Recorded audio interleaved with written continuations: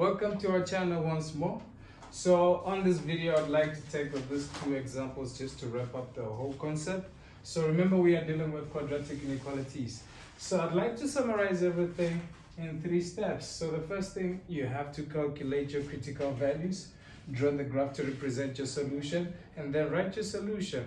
If you have no idea what we have to do on the stage, please visit our previous videos as well. So on EG number 1, let's start by putting it in standard form.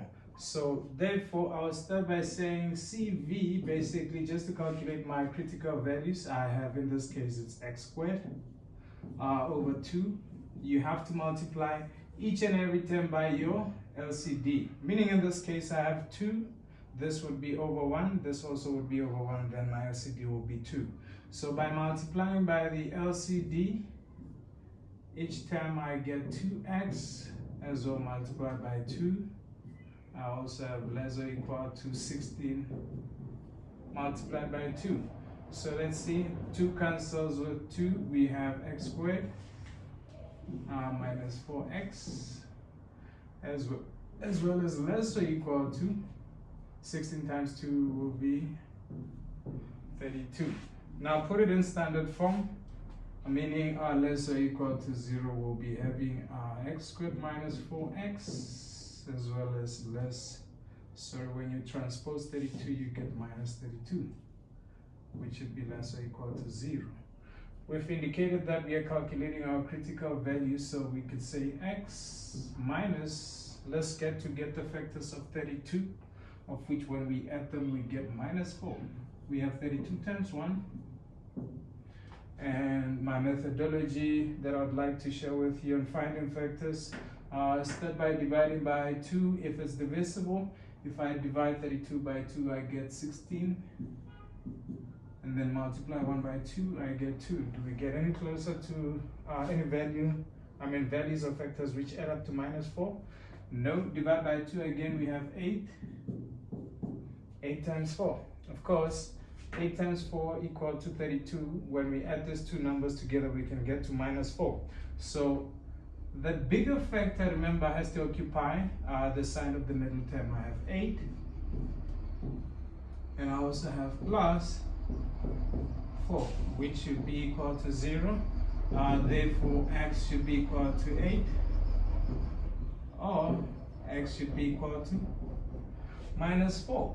Now represent your solution on the graph. By so doing, check the original equation. The coefficient of x squared in this case is positive. Therefore, we have a smiley. That's the first thing. Critical value, we have the equal to involved. Therefore, it's going to be included. Shade your dots on the critical values. The minimum critical value, minus 4. That's the one that we have to start with on the left-hand side. And then the greater value, obviously, when we move to the right, the values actually increase. So therefore, we will have 8 here. Now check, in terms of shading, look at the inequality sign. It says less or equal to. So anything less should be below. Check our previous video, which explains this in detail. Therefore, the solution will be x, this region that we have shaded as x, being between minus 4 as well as 8. I hope this makes sense. Let's get to the second example. The same thing we have to do here, put it in standard form. We have minus x squared plus 4x plus 5 less than 0. Multiply everything by negative, we get x squared minus 4x and then minus 5, which is now greater since we multiplied by the negative. Now calculating our CV, we are going to have factors of 5. When we add them together, they give us minus 4. In this case, it has to be x. It's obviously 5 times 1. And bigger factor has to occupy the sign of the middle term. We have minus 5 as well as x plus 1, which should be equal to 0 since we are calculating our critical values. Therefore, x should be equal to what?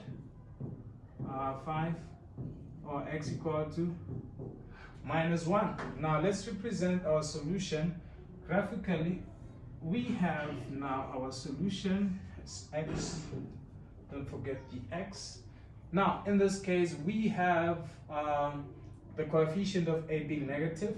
This simply implies that we have a sad face. Check if your critical values are included. We don't have any equal sign, so therefore our critical values will not be included. Therefore we have dots which are not shaded.